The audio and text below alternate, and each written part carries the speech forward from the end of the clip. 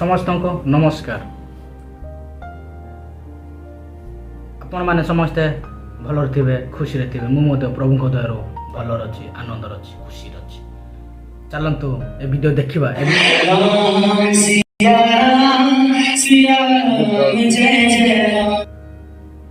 जड़े चर्च को जाइए कौन करुचे विजाति लोक चर्च को जाइए सी आर गीत सी गाँच बहुत दुखर विषय। कौन से भगवती गीत कौन चर्च रे गायबाटा उचित थिला कि नाई कहीं भगवती गाते मंदिर रे गाते किंतु ए लोकटा आ मंदिर कोटा चर्च कोटा से जानी पारु नाही पूरा माती जाय तांको धर्म रे से माती जाय छी से सनातन धर्म रे से माती जाय छी से कोडी गीत गाय बोले से जानी पारु नाही सेति पई से डायरेक्ट जाय के चर्च भितरे गीत गाउछन। प्रभु आशीर्वाद करंतु ताको कोन से चर्च भितरे गीत गायबाटा कोन उचित थिला कि मो मतरे बिल्कुल ठीक नुह। आमे जदि तांको से मंदिर को जाइक आमे जदि जीशुंकर जदि गीत गाइबा से मान हमको कौन करिवे डायरेक्ट मारी हेले देबे लड़े तो जीवंता पुति देबे किंतु आमे प्रभुंकर लोक मान आमे प्रभुंकर संतान गुड़ा प्रभु क्षमा देवार शक्ति हमको देइछंती। प्रभु मध्य कहते तुम्हें जो माने तुमको ताड़न करुछंती से मानक निमंते तुम्हें प्रार्थना करो से माने जानी नहांती बोली परमेश्वर कहउछंती सेति पई आमे तांको पई प्रार्थना करिबा। से माने विजाति लोक माने जानी नहांती प्रभु को जानी नहांती बोली से निजे से चर्च को जाई कि कोन करूची से प्रभुंकर गीत गायबा जगह रे से जगन्नाथंकर गीत गाउची बहुत दुखर विषय। परमेश्वर तांको को ब्लेस करंतु से जहाँ भी कला से ता पई ठीक करथिबो कि भूल करथिबो से निजे ही जानुथिबो किंतु जबरदस्त चर्च को जाई आउ से आउ भगवान को बा से कृष्ण कर गीत गाउछि परमेश्वर से ताको आशीर्वाद करंतु। जदि बा से परमेश्वर को जानी था बेटा परमेश्वर को चर्च बोली जानी था ताहले से जीजु माने कृष्ण कर से चर्च भीतर को जाए से गीत गाई न था कहीं ना से मंदिर रे गीत गायबाटा से चर्च को जाए गीत गाउछ कहीं ना आउ चर्च रे प्रत्येक लोक माने बसी थिले बा प्रत्येक लोक माने से थिले से माने आउ धर्म को नहीं से माने कोन भाबी थिबे लाजर विषय गोटे अपमान विषय गोटे एटा जदि मु जदि चर्च को जाइकी माने कृष्णकर गीत गायबी बा भगवानकर गीत गायबी ताहेले मंदिरटा ये चर्च कौन हो जीवो अपमान हो जीवो तुच्छ हो जीवो घृणा जिंस हो जीवो सेति पई से आओ माने भगवानकर गीत चर्च को जाइकी से गाउछि बहुत दुखर विषय गोटे। प्रभु ताकू आशीर्वाद करंतु ब्लेस करंतु से जानिनी परमेश्वर वाक्य कौन कहूँ आम टे ध्यान करवा माथ्यू पुस्तक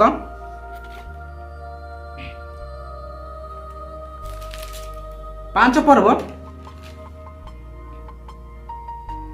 34 43 45 46 देखा एपर लिखाई तुम्हें माने शुणिअछ उक्त अच्छी तुम प्रतिवासी प्रेम कर ओ तुम्हार शत्रु को घृणा कर किंतु मु तुमको कहूँगी तुम्हें माने शत्रु मानक प्रेम कर पुणी जो माने तुमको ताड़ना करती से मानक निमंते प्रार्थना कर। परमेश्वर कौन कहते जो माने आम निमंते ताड़ना करुछंती बा परमेश्वर को ताड़ना करुछंती बा आंभे मानक ताड़ना करुछंती आ निंदा करुछंती आ तुच्छ करुछंती से मानक तुम प्रार्थना करो से मानक निमंते तुम प्रार्थना करो से मानक तुम घृणा करो ना बोली परमेश्वर वाक्य कहूँ किंतु परमेश्वर हमको दिमाग देइछंती बुझिबा शक्ति देइछंती क्षमा करबा शक्ति देइछंती ଆମେ ପ୍ରଭୁଙ୍କର ସନ୍ତାନ। ସେମାନେ ତୁମକୁ ତାଡ଼ନା କରନ୍ତି, ମାଡ଼ ମାରନ୍ତି, ଯାହା ବି କରନ୍ତି, ତୁମେ ସେମାନଙ୍କୁ କ୍ଷମା କର, ସେମାନଙ୍କ ନିମନ୍ତେ ପ୍ରାର୍ଥନା କର। ପରମେଶ୍ୱରଙ୍କର ବାକ୍ୟ ଏପରି କହୁଅଛି। ତୁମେ ଶତ୍ରୁକୁ ତୁମେ ପ୍ରେମ କର, ଆଦର କର, ଉଲ୍ଲାସ କର। ପରମେଶ୍ୱରଙ୍କର ବାକ୍ୟ ଏପରି କହୁଅଛି। ସେଥିପାଇଁ ସେମାନେ କୋଡ଼ି ଗାଇବା ଲୋକ କୋଡ଼ି ଗାଉଛନ୍ତି, ସେମାନେ ଜାଣୁନାହାନ୍ତି। କିନ୍ତୁ ତାଙ୍କ ନାଁରେ ସେ କେସ୍ ହେଇଥିବ କି ଯାହା ବି ହେଇଥିବ ଆମେ ତ ଜାଣିନୁ, କିନ୍ତୁ ସେ ସେମିତି କରିବାଟା ଉଚିତ ନଥିଲା। ଯଦି କିଏ ବା ଯଦି ଚର୍ଚ୍ଚକୁ ଅପମାନ କରିବା ପାଇଁ ଚାହୁଁଛନ୍ତି ବା ଖ୍ରୀଷ୍ଟିଆନ ଲୋକମାନଙ୍କୁ ଅପମାନ କରିବା ପାଇଁ ଚାହୁଁଛନ୍ତି ବା ତାଡ଼ନ କରିବା ପାଇଁ ଚାହୁଁଛନ୍ତି, ତାହେଲେ ସେମାନେ ଏମିତି କରିବା ଉଚିତ ନୁହଁ। ପରମେଶ୍ୱରଙ୍କର ବାକ୍ୟ ମଧ୍ୟ ଏପରି କହୁଅଛି। ସେମାନଙ୍କୁ ଆମେ କ୍ଷମା କରିବା, ପ୍ରେମ କରିବା, ଆଦର କରିବା।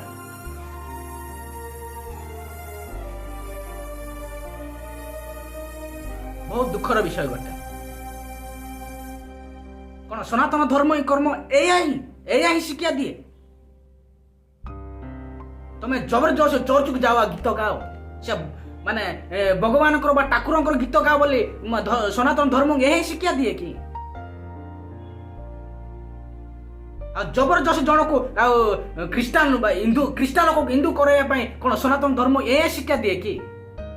ନାଇଁ, এটা ভুল অটে। কিন্তু ସେମାନେ ଜବରଦସ୍ତ ସନାତନ ଧର୍ମ କର୍ମ ହିଁ ଧର୍ମ, କିନ୍ତୁ ସେ ସନାତନ ଧର୍ମ କର୍ମର ଧର୍ମ ସେମାନେ ଜାଣୁନାହାନ୍ତି।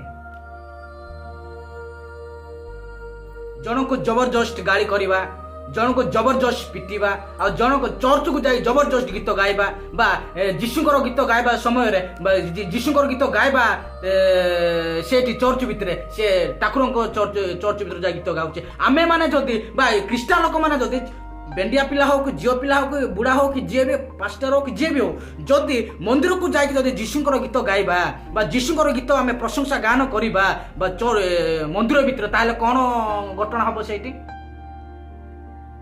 ଆପଣମାନେ ଜାଣୁଥିବେ କ'ଣ ଘଟଣା ହବ ସେଇଠି। କିନ୍ତୁ ପରମେଶ୍ୱର ଲୋକମାନେ ସେଠି ବସିଥିଲେ ବୋଲି ତାଙ୍କୁ କିଛି କହିଲେ ନାହିଁ, ଗାଳି କଲେ ନାହିଁ, କିଛି କହିଲେ ନାହିଁ। ତାଙ୍କେ ବସିଲେ, ସିଏ ଆସିଲା, ଗୀତ ଗାଇଲା, ସେ ଚାଲିଗଲା କି ରହିଲା କି ପୁଲିସ ମାନେ ଆସିକି ତାକୁ ଧରିକି ନେଲେ, ସେଇଟା ତ ଆମେ ଜାଣିନୁ। କିନ୍ତୁ ଯେଉଁମାନେ ସେଠି ବସିଥିଲେ ସେମାନେ ତାଙ୍କୁ ଦେଖିଲେ, ଗାଇବାଟା ଦେଖିଲେ, ସେ ଖୁସି ହେବାଟା ଦେଖିଲେ।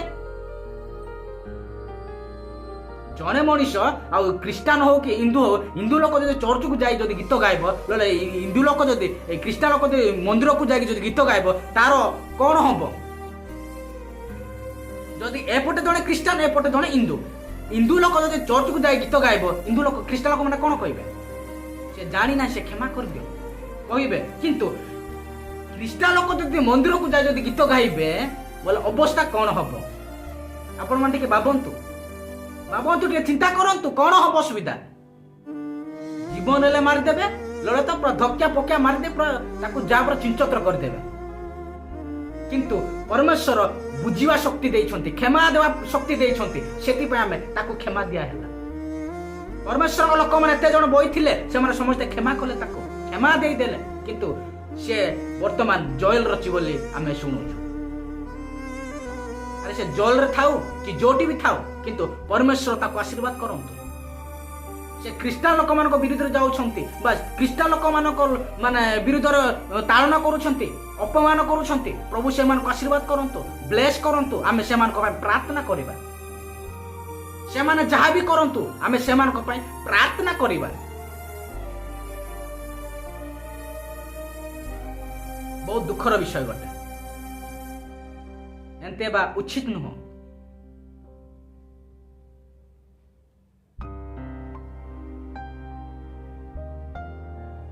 ଆଉ କିଛି ମାସ ଗଲେ, ଆଉ କିଛି ବର୍ଷ ଗଲେ, ଆଉ ଯାହା ସନାତନ ଧର୍ମ ପୁରା ଗାଣ୍ଟୁଛି, ପୁରା ଓଡ଼ିଶାକୁ ପୁରା ଟୋଟାଲ ଗାଣ୍ଟି ଦେବ। ଡାଇରେକ୍ଟ ଖ୍ରୀଷ୍ଟିଆନ ଲୋକ ମରିଯିବେ, ହିନ୍ଦୁ ଲୋକ ବି ମରିଯିବେ। ଆଉ ଯେଉଁମାନେ ଏଇ ମାନେ ସନାତନ ଧର୍ମ ଫିଲ୍ମ ବାହାର କରୁଛନ୍ତି, ଯଦି ଖ୍ରୀଷ୍ଟିଆନ ହିନ୍ଦୁ ଭିତରେ ଯୁଦ୍ଧ ହେଇଯିବ, ଯଦି ଓଡ଼ିଶା ଯଦି ଯୁଦ୍ଧ ହେଇଯିବ, ତାହେଲେ ସେଠାର ମାନେ କିଏ ଯଦି ସହିପାରିବ?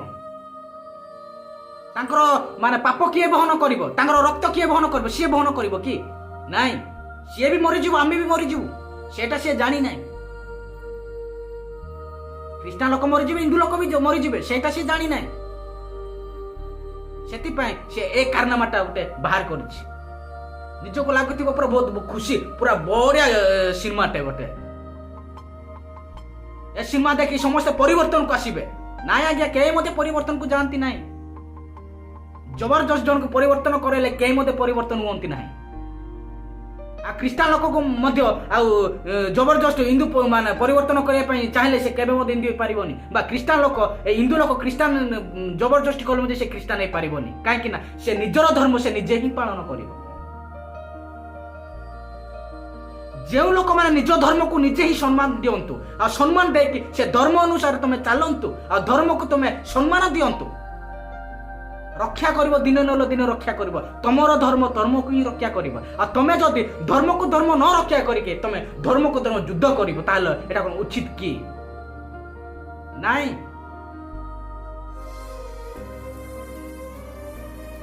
ପରମେଶ୍ୱରଙ୍କର ବାକ୍ୟ ମଧ୍ୟ ଏପରି କହୁନାହିଁ। ଭୟଙ୍କର ଦିନ ଆସିବ, ଭୟଙ୍କର ସମୟ ଆସିବ। ସେଦିନ ତୁମ୍ଭେମାନେ ସମସ୍ତେ ଅପେକ୍ଷା କଲେ ବି ପ୍ରଭୁ ତୁମର କଥା କେବେ ମଧ୍ୟ ଶୁଣନ୍ତି ନାହିଁ ବା ଶୁଣିବେ ନାହିଁ, ବା ମୋର ବି ଶୁଣିବେ ନାହିଁ। ମୁଁ ବି ଜଣେ ପାପୀ, ମୋର ବି ପ୍ରଭୁ ଶୁଣିବେ ନାହିଁ। ସେଥିପାଇଁ ଆମେ ମାନେ ନିଜ ଧର୍ମକୁ ନିଜେ ଆମେ ସଜାଗ ହେବା। ଆମେ ସଜାଗ ଆଉ ଧର୍ମ ନେଇକି ଆମେ କି ଯୁଦ୍ଧ ହେବା ନାହିଁ। ଆମେ ନିଜର ଧର୍ମ ଆମେ ନିଜେ ସମ୍ମାନ ଦେବା, ଆଉ ନିଜର ଧର୍ମକୁ ଆମେ ପାଳିବା। ତାର ନିଜର ଧର୍ମକୁ ଆମେ ଧର୍ମ ଅନୁସାରେ ଆମେ ଚାଲିବା, ତାହେଲେ ମାନେ ସେ ଧର୍ମ ଆମକୁ ଆଶୀର୍ବାଦ କରିବେ। ଆଉ ଯେଉଁଦିନ ଆମର ଆଉ ସମୟ ଆସିବ ସେଇଦିନ ଆମେ ଚାଲିଯିବା, ସେଇଦିନ ଆମର ଧର୍ମ ଆମକୁ ହିଁ ରକ୍ଷା କରିବ। ଶରୀର ମରିଯିବ କିନ୍ତୁ ଆତ୍ମାକୁ ଆଉ ରକ୍ଷା କରିବ ସେଇ ଧର୍ମ। ମୁଁ ଯଦି ଖ୍ରୀଷ୍ଟିଆନ ଧର୍ମ ଆଉ ପରମେଶ୍ୱର ମତେ ରକ୍ଷା କରିବେ। ତମେ ଯଦି ହିନ୍ଦୁ ଧର୍ମକୁ ପାଳନ କରୁଛ ବା ଭଗବାନଙ୍କୁ ପାଳନ କରୁଛ, ତାହେଲେ ତମ ଭଗବାନ ତମକୁ ରକ୍ଷା କରିବେ। କୋଉଦିନ ରକ୍ଷା କରିବ? ଯୋଉଦିନ ଆମେ ମରିଯିବା ସେଇଦିନ। କିନ୍ତୁ ଧର୍ମକୁ ନେଇ ଯୁଦ୍ଧ ହେବାଟା ଠିକ ନୁହଁ, ବିଲକୁଲ ଠିକ ନୁହଁ।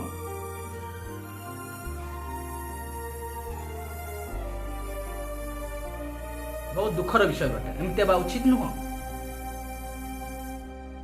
ଆମେ ନିଜ ଧର୍ମକୁ ଆମେ ନିଜେ ସଜାଡ଼ିବା, ଆଉ ନିଜ ଧର୍ମକୁ ସଜାଡ଼ିକି ଆମେ ସେ ଧର୍ମ ଅନୁସାରେ ଆମେ ଚାଲିବା ପାଇଁ ଆମେ ଚେଷ୍ଟା କରିବା। ଆମେ ହିନ୍ଦୁକୁ ବିରୁଦ୍ଧ କଲେ ହବ ନାହିଁ, କି ଖ୍ରୀଷ୍ଟିଆନକୁ ବିରୁଦ୍ଧ କଲେ ହବ ନାହିଁ। ଆମେ ନିଜ ଧର୍ମକୁ ଆମେ ନିଜେ ସମ୍ଭାଳିବା, ଆଉ ନିଜ ଧର୍ମକୁ ଆମେ ସମ୍ମାନ ଦେଇକି ଆମେ ଆଗକୁ ଚାଲିବା ପାଇଁ ଆମେ ଚେଷ୍ଟା କରିବା। ଯାହା ପୁରୁଣା ଯୁଗ 2026ରେ ଯାହା ଘଟୁ ସେଇଟା, କିନ୍ତୁ ଆମେ 2025କୁ ଆମେ ଯେମିତି ଆମେ ସମ୍ମାନ ଦେଇକି ଆମ ଧର୍ମକୁ ଆମେ ନିଜେ ସମ୍ମାନ ଦେବା, ଆମ ଧର୍ମକୁ ଆମେ ସମ୍ମାନ ଦେଇକି ସେ ଧର୍ମ ଅନୁସାରେ ଆମେ ଚାଲିବା ପାଇଁ ଆମେ ଚେଷ୍ଟା କରିବା। ମୁଁ ଯଦି ଖ୍ରୀଷ୍ଟିଆନ ପିଲା, ତାହେଲେ ମୁଁ ଯୀଶୁଙ୍କୁ ପାଳନ କରୁଛି ବା ଯୀଶୁ ଚର୍ଚ୍ଚକୁ ମୁଁ ଯାଉଛି ବା ଖ୍ରୀଷ୍ଟିଆନ ଧର୍ମକୁ ମୁଁ ଗ୍ରହଣ କରୁଛି, ସେ ଖ୍ରୀଷ୍ଟିଆନ ଧର୍ମ ଅନୁସାରେ ମୁଁ ଆଗକୁ ଯିବା ପାଇଁ ମୁଁ ପ୍ରସ୍ତୁତ ହେବି। ବା ହିନ୍ଦୁ ଲୋକ ହଉ କି ବା ମନ୍ଦିରକୁ ଯାଉଛନ୍ତି, ସେ ମନ୍ଦିର ବା ଖ୍ରୀଷ୍ଟିଆନ ସନାତନ ଧର୍ମକୁ ସେମାନେ ନେଇକି ସେମାନେ ଆଗକୁ ଯାଆନ୍ତୁ ଏ ନୂଆ ବର୍ଷରେ, ଏ 2025ରେ। ଆଉ 25ରେ ଯେମିତି ଆଉ ମାନେ ଭିନ୍ନ ନ ହେଇକି ଏକ ମନ ହେଇକି ଏକ ପ୍ରାଣ ହେଇକି ଆମେ ମାନେ ଆଗକୁ ଯିବା ପାଇଁ ଆମେ ପ୍ରସ୍ତୁତ ହେବା। କେହି ମଧ୍ୟ ଧର୍ମକୁ ନେଇ ଯୁଦ୍ଧ କରିବାନି, ଆଉ କେହି ମଧ୍ୟ ସେ ଧର୍ମକୁ ଏ ଧର୍ମ ଆଉ ଗଲେ ମଧ୍ୟ ଆମର କିଛି ମଧ୍ୟ ଯାଇ ଆସେ ନା। କିନ୍ତୁ ତାଙ୍କର ଇଚ୍ଛା, ସେମାନେ ଧର୍ମକୁ ଗ୍ରହଣ କରୁଛନ୍ତି, ଧର୍ମ ଗ୍ରହଣ କରିକି ସେମାନେ ଯାଉଛନ୍ତି। ସେମାନଙ୍କୁ ଯିବାକୁ ଦିଅ, ତୁମେ କାହିଁକି ସେ ବାଧା ଦେଉଛ? ବେଶୀ ମାନେ ବହୁତ ମାନେ ସେ ହିନ୍ଦୁ ଲୋକମାନେ ହିଁ ଖ୍ରୀଷ୍ଟିଆନ ଲୋକମାନଙ୍କୁ ବହୁତ ବାଧା ଦେଉଛନ୍ତି, କଷ୍ଟ ଦେଉଛନ୍ତି, ତାଳନା କରୁଛନ୍ତି। ସମୟ ଆସିବ ସେତେବେଳକୁ ତମେ ହିଁ ନିଜେ ପସ୍ତେଇବ, ତମେ ହିଁ ନିଜେ ଅନୁଭବ କରିବ। ସେଟା ମଧ୍ୟ ତମେ ଚିନ୍ତା କର, ଭାବ। ତାପରେ ଧର୍ମକୁ ତମେ ଆଉ ଅଲଗା କରିବ ବା ଧର୍ମକୁ ତମେ ଯୁଦ୍ଧ କରିବ। ତମର ବି ଜୀବନ ଅଛି, ମୋର ବି ଜୀବନ ଅଛି। ମୁଁ ବି ମରିଯିବି, ତମେ ବି ମରିଯିବ। ସେ ମରିବା ଜିନିଷ ତମେ ଭାବିନ। ତମେ ସେ ମରିବା ଜିନିଷ ନ ଭାବିକି ଆମେ ତ ଚିରଦିନ ବଞ୍ଚିକି ରହିବୁ, ଆମେ କେବେ ମଧ୍ୟ ମରିବୁ ନାହିଁ, ଟୋଟାଲ ଆମେ ମରିବୁ ନାହିଁ କହିକି ତମେ ଏ ଯୁଦ୍ଧଟାକୁ ତମେ ଚଲଉଛ। କିନ୍ତୁ ତମେ ବି ମରିଯିବ, ମୁଁ ବି ମରିଯିବି। ତମେ ବି ହିନ୍ଦୁ ଲୋକ, ମୁଁ ବି ଖ୍ରୀଷ୍ଟିଆନ ଲୋକ। ଆତ୍ମା ଶରୀର ମୋର ମରିବ, ତମର ବି ଶରୀର ମରିବ, ଆତ୍ମା କିନ୍ତୁ ବଞ୍ଚିକି ରହିବ। କାହାଟି ବଞ୍ଚିକି ରହିବ, କଣ କାହା ଉଦ୍ଦେଶ୍ୟରେ ବଞ୍ଚିକି ରହିବ, କୋଉ ଜାଗାକୁ ଯିବ, ସେଇଟା ଆମେ ସେ ଧର୍ମକୁ ପାଳିବା, ତାହେଲେ ଆମେ ସେ ଧର୍ମ ହିଁ ଆମକୁ ସେ ଆତ୍ମାକୁ ରକ୍ଷା କରିବ। ମୁଁ ଯଦି ଖ୍ରୀଷ୍ଟିଆନ ଧର୍ମକୁ ଗ୍ରହଣ କରୁଛି, ପରମେଶ୍ୱର ମତେ ସେ ଆତ୍ମାକୁ ବଞ୍ଚିକି ରଖିଦେବେ, ଆଉ ତାଙ୍କ ନିକଟକୁ ମଧ୍ୟ ମୋ ଆତ୍ମାକୁ ନେଇଯିବେ। ସେଥିପାଇଁ ଆମେ ଧର୍ମକୁ ନେଇକି ଆମେ କେବେ ମଧ୍ୟ ଯୁଦ୍ଧ ହେବା ନାହିଁ। ସେ ଭାଇ ତ ଭାଇ ଛାଡ଼, ବହୁତ ସୁନ୍ଦର ଗୋଟେ ଚର୍ଚ୍ଚ ଯାଇ ଗୋଟେ ଗୀତ ବହୁତ ସୁନ୍ଦର ଗୀତ ଗାଇଲେ। ଏବେ ସେ ଚକି ପେଶୁଥିବ, ସେ କୋଉ ବି ଜାଗାରେ ଥାଉ ସେ ଚକି ପେଶୁଥିବ, କିନ୍ତୁ ପ୍ରଭୁ ତାକୁ ଆଶୀର୍ବାଦ କରନ୍ତୁ, ବ୍ଲେସ୍ କରନ୍ତୁ। ଆମେ ତା ପାଇଁ ଆମେ ପ୍ରାର୍ଥନା କରିଦେବା। ଯେଉଁମାନେ ଖ୍ରୀଷ୍ଟିଆନ ଲୋକମାନଙ୍କୁ ତାଡ଼ନା କରୁଛନ୍ତି, ଖ୍ରୀଷ୍ଟିଆନ ଲୋକମାନଙ୍କୁ ଅପମାନ କରୁଛନ୍ତି, ଆଉ ସେମାନଙ୍କୁ ଦେଖି ସହି ପାରୁନାହାନ୍ତି, ଜବରଦସ୍ତି ଗାଳି କରୁଛନ୍ତି, ମାଡ଼ ମାରୁଛନ୍ତି, ସେମାନଙ୍କ ପାଇଁ ଆମେ ପ୍ରାର୍ଥନା କରିଦେବା। ସେମାନଙ୍କ ନିମନ୍ତେ ଆମେ ପ୍ରାର୍ଥନା କରିବା, ସେମାନଙ୍କୁ ଆମେ ପ୍ରେମ କରିବା। ପ୍ରଭୁ ସେମାନଙ୍କୁ ଆଶୀର୍ବାଦ କରନ୍ତୁ, ବ୍ଲେସ୍ କରନ୍ତୁ। ଛୋଟ ଦେଶ ବୁଲୁଥିଲେ ପ୍ରଭୁ ସମସ୍ତ